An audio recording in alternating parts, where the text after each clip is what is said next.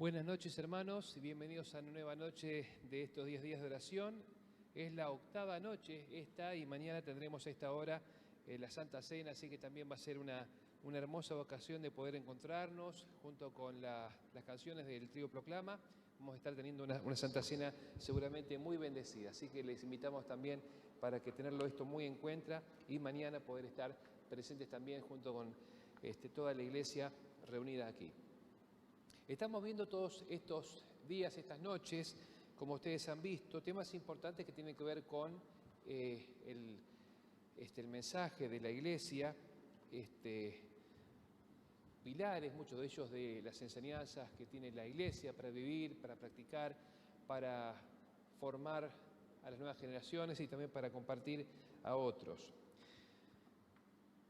Supóngase que yo pasado mañana me vuelvo un poco loquito y entonces decido renunciar a la obra adventista, decido amotinarme en la casa de enfrente, Pastel 650, tengo un garaje, me saco algunas sillas de acá de la iglesia o compro algunas y decido abrirme una iglesia mía propia de 30, 40 personas aquí enfrente en el garaje de mi casa.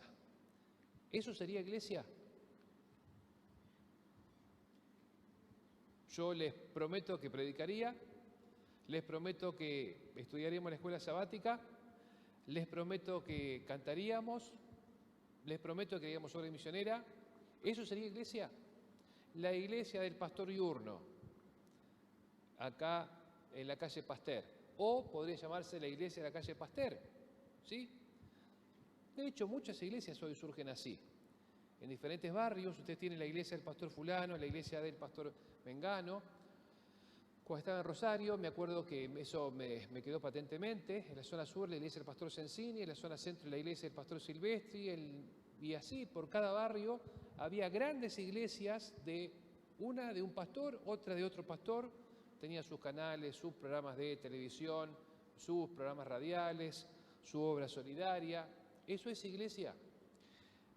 Vamos a leer Apocalipsis capítulo 14, versículos 6 y 7. ¿Qué es realmente iglesia? ¿Qué es lo que la Biblia misma define como iglesia? Algunos piensan que iglesia es un grupo de personas puestas de acuerdo en algo que quieren, que buscan, que enseñan, que creen, y eso ya es iglesia. Apocalipsis capítulo 14, versículos 6 y 7, muy conocido por todos.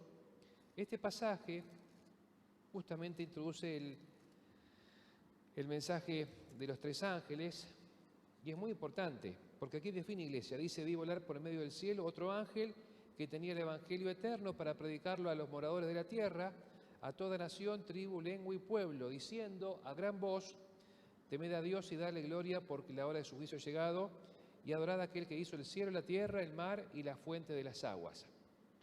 Este pasaje, hermanos, define lo que es iglesia. La iglesia tiene que predicar ¿dónde? ¿En un barrio? ¿En un país? ¿En una zona específica? Todo el mundo tiene que predicar la iglesia. ¿Por qué la iglesia tiene que predicar en todo el mundo? ¿Porque el evangelio es para todo el mundo o es un poco para cada lugar y Dios salva de una forma a los de Sudamérica, otra forma a los de Norteamérica, otra forma a los asiáticos? ¿Hay un solo evangelio, sí o no? Un solo Señor, una sola fe, o sea, enseñanza, un solo bautismo, un solo tipo de bautismo, un Dios y Padre de todos, un mismo evangelio, por lo tanto, una misma iglesia, ¿sí? La iglesia entonces, para ser la iglesia de Dios, la iglesia verdadera, la iglesia que la Biblia define como tal, tiene que ser una iglesia mundial porque tiene un mensaje mundial, un evangelio que siempre fue el mismo y es para predicarlo a toda nación, tribu, lengua y pueblo. Por lo tanto, si la iglesia quiere predicar el mismo mensaje a todo el mundo a la vez, tiene que estar organizada como tal, organizada en forma general, en forma mundial. Otros pasajes importantes de la Biblia también nos hablan de la importancia de que la iglesia esté unida porque es un cuerpo totalmente integrado en todo el mundo. Fíjense Efesios 1, 22 y 23. Efesios capítulo 1, versículo 22 y 23. Vamos a ver allí. Efesios 1, 22 y 23. Vamos a ver que, bueno, la iglesia tiene una cabeza, que es Cristo. Y bueno, Dios sometió todas las cosas bajo sus pies y lo dio por cabeza sobre todas las cosas a la iglesia, la cual es su cuerpo, la plenitud de aquel que todo lo llena en todo. Una cabeza, ¿no es cierto? Cristo es uno. ¿Cuántos cuerpos hay para esa cabeza? ¿Muchos cuerpos? Un solo cuerpo. Es un cuerpo porque Cristo es uno y por lo tanto la iglesia es una. La verdadera es una. Las otras pueden ser muchísimas, pero la verdadera, la de la Biblia, la que la Biblia señala, define, es una. Pero uno dirá, bueno, nosotros somos miembros de esta iglesia, ¿sí? Somos 21 millones en el mundo aproximadamente, según el último informe estadístico, 21.900.000. ¿Somos nosotros nomás? De esos 21.900.000, no sé cuántos activos, bien activos o más o menos, o inactivos, no interesa hoy. La Biblia también define quiénes se integran a esa iglesia, la iglesia de Dios. Vamos a ver en Hebreos 12:22, fíjense ustedes cuán grande es la iglesia. Mucho más grande que esta iglesia, que es linda, que es grande, que es fuerte, pero mucho más grande y mucho más extensa y más abarcante que esta iglesia, es la iglesia que Dios presenta en este pasaje de Hebreos 12:22 en adelante. Y al presentarla así, Dios quiere que entendamos que la iglesia es mucho más grande de lo que nos parece a nosotros. Y nosotros, al ingresar a esta iglesia, ingresamos en una institución y en un cuerpo espiritual enorme, enorme. Porque dice allí, no os habéis acercado, sino que os habéis acercado al monte de Sión, a la ciudad del Dios vivo, a Jerusalén la celestial, a la compañía de muchos millares de ángeles, la congregación de los primogénitos que están escritos en los cielos, a Dios el juez de todos, a los espíritus de los justos hechos perfectos, y sigue definiendo allí los integrantes de esa iglesia. Esta es la iglesia universal, de la cual somos parte, y al unirnos a esta iglesia a través de la ceremonia del bautismo, ¿sí? Cuando ingresamos a la iglesia a través del bautismo, nos unimos, no solamente a una congregación local, aquí o en cualquier lugar donde nos hayamos bautizado, sino que dice, nos hemos unido a algo mucho más grande. No es un monte Sión que vemos, una congregación que vemos que está en una calle, en un número, que tiene un templo propio o un local, no. Es algo que también involucra una congregación que se reúne en la ciudad del Dios vivo, Jerusalén la celestial, integrada por millares de ángeles, integrada por los primogénitos que están escritos en los cielos, o sea, aquellos que han muerto en la fe, en la esperanza. Hoy tuvimos uno de ellos, y hay muchos más antes, que forman parte de esa iglesia, aunque descansando, están registrados en los libros del cielo. Y también dice que esa iglesia está integrada por los espíritus de los justos hechos perfectos, y podríamos agregar los que no han caído, la infinidad de millones y millones de seres creados por Dios. Eso también es iglesia, y a esa iglesia nosotros formamos parte como parte de la iglesia universal. ¿Sí? Qué grande que es la iglesia. Es mucho más grande de lo que algunos suponen. Y la iglesia, según Apocalipsis capítulo 1, versículo 20, es comparada con una antorcha o una lámpara o un candelabro. ¿Por qué? La iglesia es tal porque ilumina y tiene que alumbrar. Donde Dios la pone, la planta. Aquí Juan ve 7 iglesias, le escribe a esas 7 iglesias que eran cercanas a su lugar de residencia, pero también no solamente con un mensaje para ellos, sino para todos hasta el fin. Y dice 1:20, Apocalipsis 1:20, que el misterio de las 7 estrellas que has visto es mi diestra. Y de los 7 candeleros de oro, las 7 estrellas son los ángeles de las 7 iglesias, y los 7 candelabros que has visto son las 7 iglesias. ¿Qué les parece? La iglesia es una lámpara, donde está es una lámpara para brillar. Nosotros en este barrio, en la Villa 7, en nuestra asociación 220 y pico, y así muchas en diferentes lugares del mundo. La iglesia es grande, la iglesia es universal. Es grande acá, es grande en el mundo, es grande en toda la creación de Dios. Sin embargo, no siempre fue así.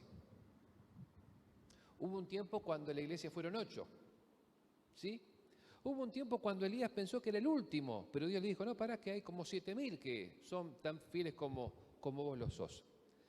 Un tiempo la iglesia parecía que, bueno, que eran 11, y de esos 11 más o menos discípulos, bueno, Cristo se llevó a 3, y de esos 3, ninguno estuvo casi con él, pero algunas seguidoras veían a Cristo desde lejos, y luego pasó a ser 120, 3.000 y 5.000, y fue creciendo, y así fue creciendo la iglesia, pero fue perseguida y fue abatida muchas veces, y pareció como que ya no quedaba iglesia. Sin embargo, una cita muy buena y muy linda del Conflicto de los Siglos, página 423, que tenemos allí también en nuestras revistas, nos hace ver que cuando parecía que esa esperanza adventista se había esfumado y no quedaba nada de ese gran movimiento que fue incluso prácticamente mundial, en Norteamérica, en Europa, en otras partes del mundo, también aquí en Sudamérica, a través de predicadores y escritores, la esperanza adventista cundió. Y bueno, algunos creyeron con fe y otros creyeron por temor, queriendo eludir el fuego y el azufre que vendría sobre los impíos. Y fíjense el propósito del chasco. Pasó el tiempo de expectativa, Cristo no apareció para libertar a su pueblo. Los que habían esperado a su Salvador con fe y amor sinceros experimentaron un amargo chasco.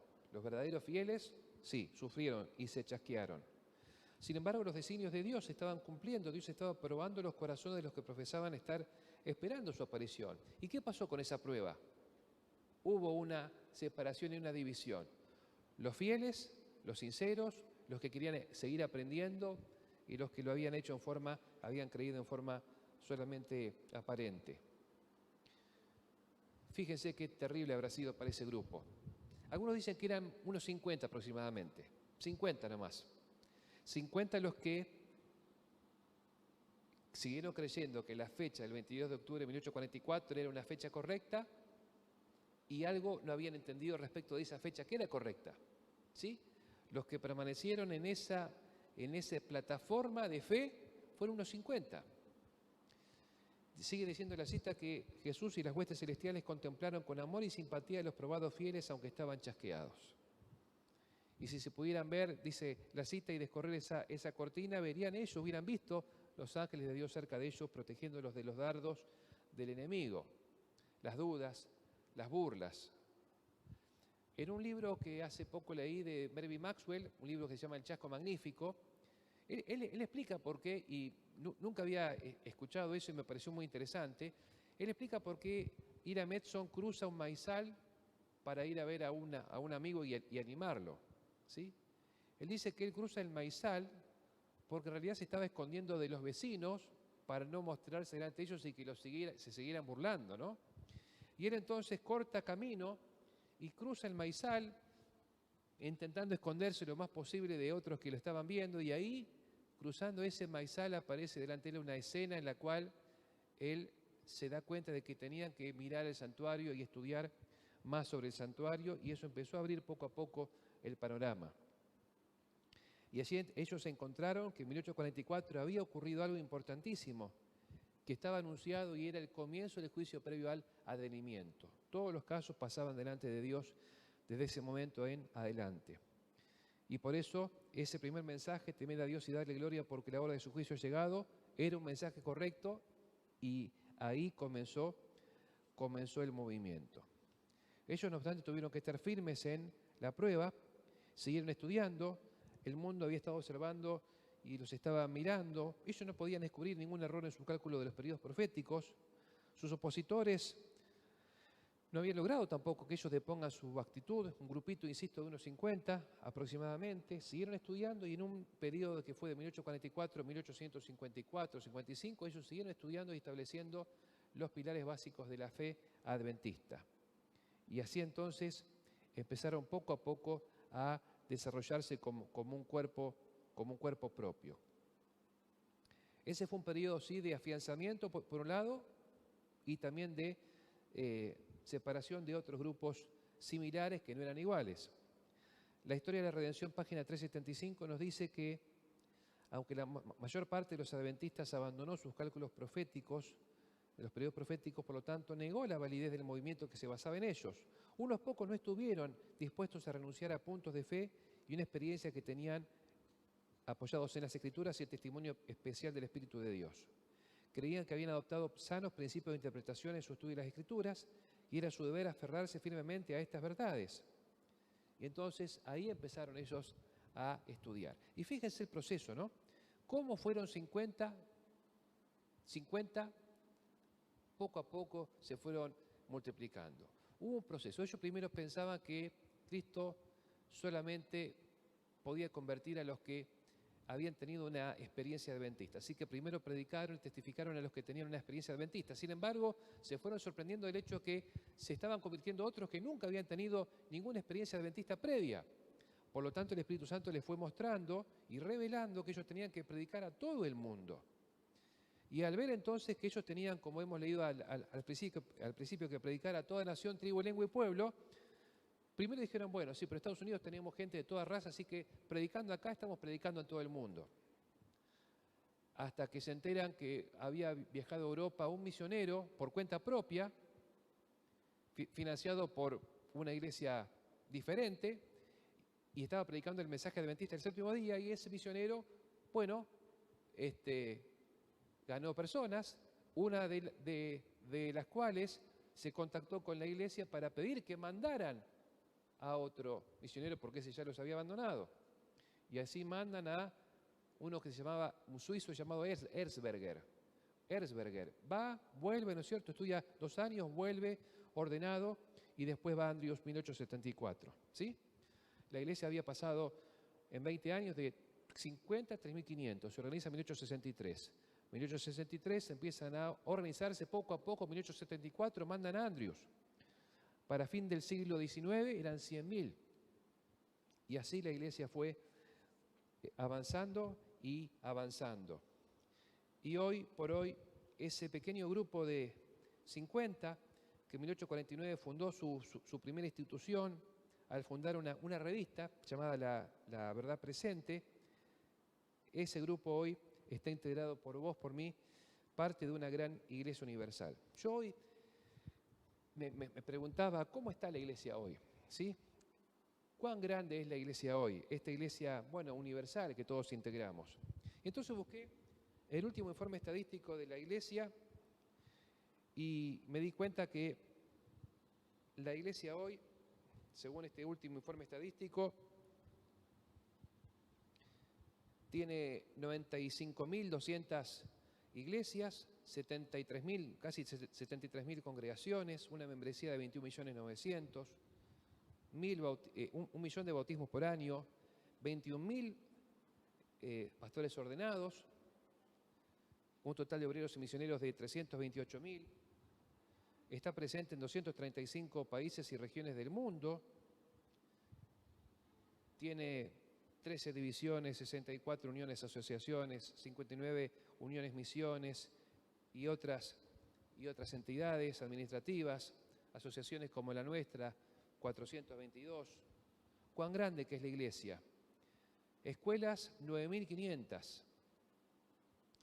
Bueno, 2 millones de alumnos en esas escuelas, 22 fábricas de alimentos, 230 hospitales y así, bueno, 19 centros de multimedia, 23.000 colportores, así podemos seguir dando datos acerca de esta iglesia que es una iglesia grande, una iglesia mundial. Por lo tanto, si yo pasado mañana me enloqueciera y abandonara esta iglesia y me pusiera una iglesia en el garaje acá enfrente o en cualquier otro local de acá de Libertador, porque acá hay muchos adventistas, eso no sería iglesia. La iglesia del pastor Yurno no sería iglesia, como la iglesia del pastor fulano mengano, solo, aparte, en cualquier... No es iglesia, la iglesia tiene que ser basada en el mensaje bíblico y una iglesia mundial. Vos te preguntarás, y con esto termino, ¿qué puedo hacer yo desde este lugarcito mío en Libertador Norte por la iglesia mundial? ¿Qué puedo hacer yo? Si Dios me puso acá, me llama acá, colaboro acá, ¿qué puedo hacer yo por la iglesia mundial? ¿Tengo algo que hacer por la iglesia mundial? Bueno, primero orar. En estos 10 días de oración estamos orando nosotros, como todas las iglesias de muchas partes del mundo, por lo mismo que es el don del Espíritu Santo. Primero, orar. Todos oramos por la obra en todo el mundo. Segundo, cuando yo pongo mi diezmo en forma fiel, ese diezmo es compartido con diferentes partes del mundo porque es un diezmo mundial. Parte de ese diezmo queda en nuestra asociación, una parte va a la unión, una parte va a la división, una parte va a Nuevo Tiempo, una partecita de eso va para la formación de nuevos pastores, una parte va a la asociación general y de allí a diferentes proyectos que financia la iglesia donde no hay tanta fuerza en presencia adventista. Pero también cuando estoy en la escuela sabática hay un sábado del trimestre donde se hace una ofrenda especial para las misiones. ¿Cuál es ese sábado? ¿Se sigue haciendo la ofrenda del 13º sábado? Es una ofrenda mundial y yo también puedo ahí participar y decir yo en esto demuestro que soy parte de una iglesia mundial, que soy parte de esta iglesia que a la vez es una célula de la gran iglesia que está integrada por personas en todo el mundo, cuya membresía en el cielo registra a aquellos que ya descansan en la fe y que está integrada por las personas que no han caído en otros mundos y los ángeles de nuestro buen Dios. ¿Qué les parece? Qué lindo formar parte de una iglesia tan grande. Aunque algún día nos vayamos a un lugar sin presencia adventista, somos parte de una gran iglesia. Aunque algún día nos toque participar de una iglesia chica, pequeña, de 3 miembros, 4, 5, 10 o 15, somos parte de una gran iglesia y por lo tanto nuestra obra es enorme y también nuestro privilegio. Dios nos bendiga.